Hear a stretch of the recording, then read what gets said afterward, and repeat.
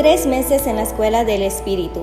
Sexta semana, séptimo día. Lea Hechos capítulo 15, versículo 4 al 29. Y dice: Y llegados a Jerusalén, fueron recibidos por la iglesia y los apóstoles y los ancianos, y refirieron todas las cosas que Dios había hecho con ellos. Pero algunos de la secta de los fariseos que habían creído se levantaron diciendo: es necesario circuncidarlos y mandarles que guarden la ley de Moisés. Y se reunieron los apóstoles y los ancianos para conocer de este asunto.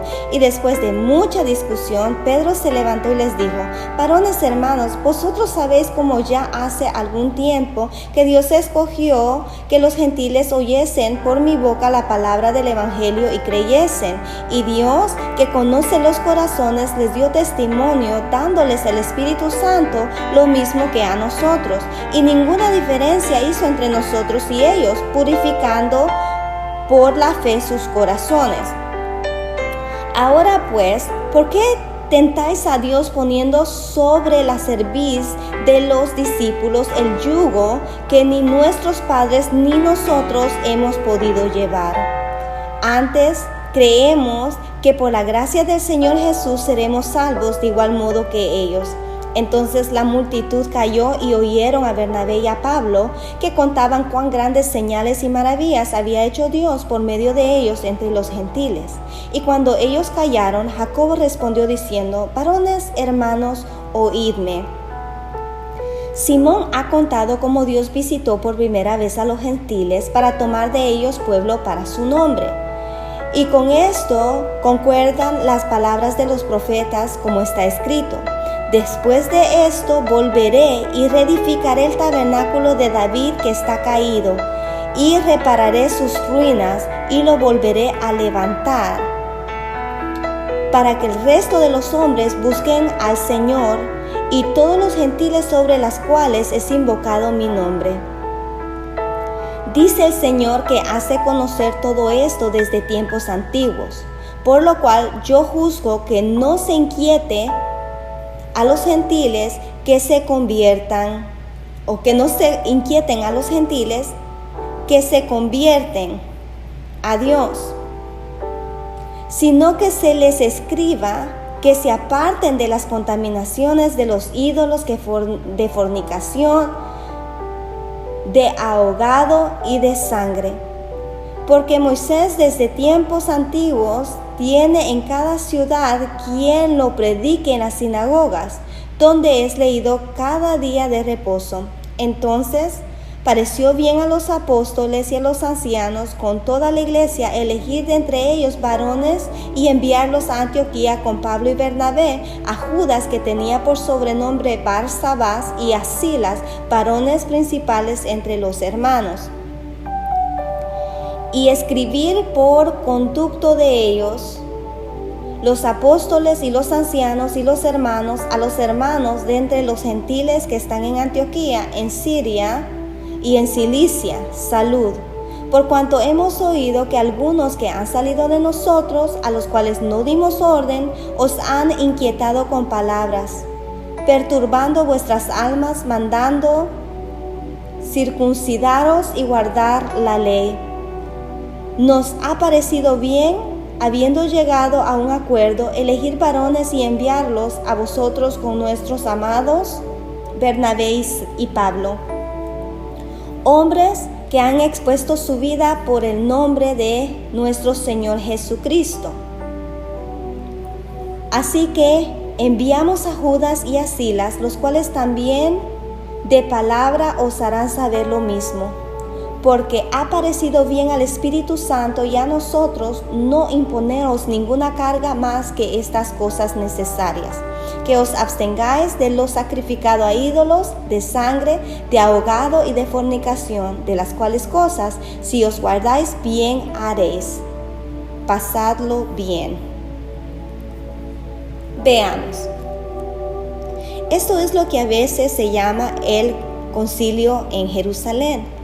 Al llegar a Jerusalén, la delegación de Antioquía es bien recibida, excepto por algunos de entre los fariseos que se han unido a la iglesia.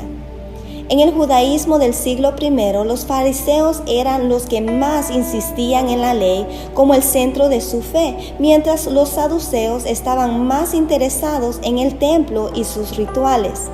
Los fariseos creían en la resurrección final de los muertos y los saduceos no. Por ello, los fariseos estaban más cerca de los cristianos que los saduceos. Y parece que hubo un buen número de fariseos que aceptaron a Jesús como el Mesías.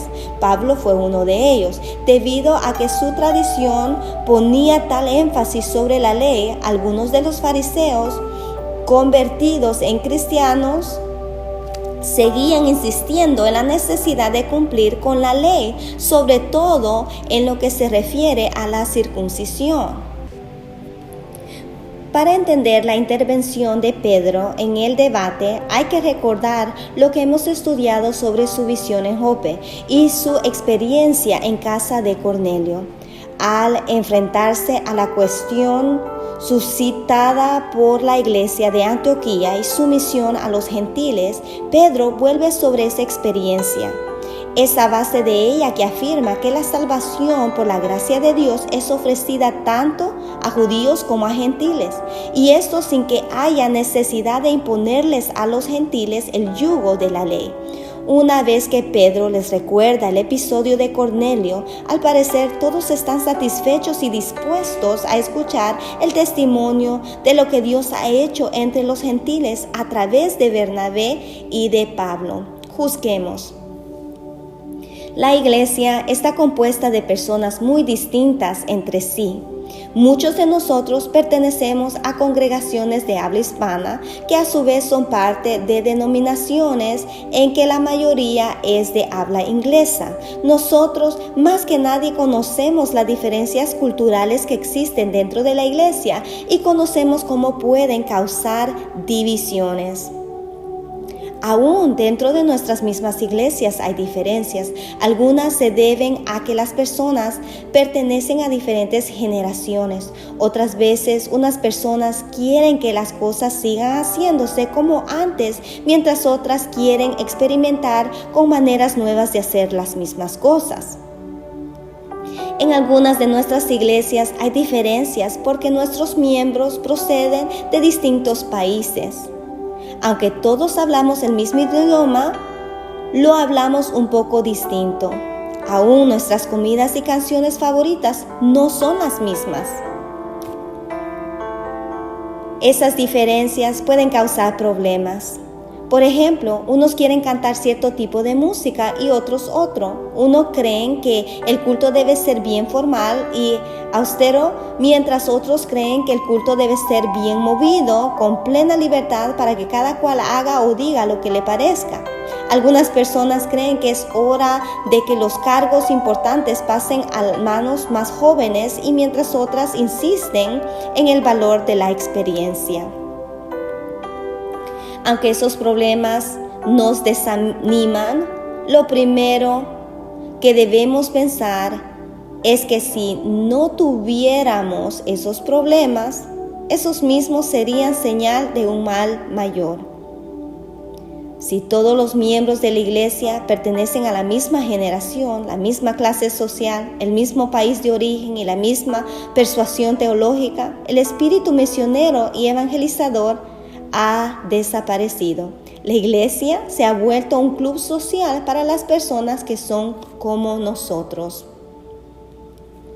Esas diferencias, por dolorosas que parezcan, son señal de vitalidad.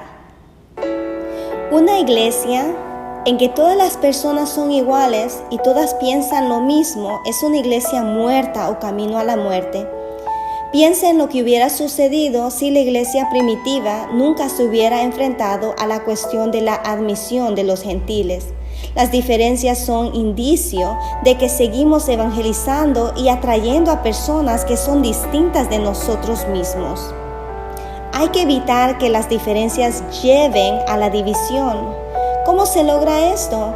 Quizás el texto nos pueda servir de guía. Lo que se decide En esa reunión de Jerusalén es que los gentiles no tendrán que sujetarse a las leyes de los judíos, excepto en lo mínimo necesario para cumplir con los principios morales de la ley y para mantener comunión con los cristianos judíos.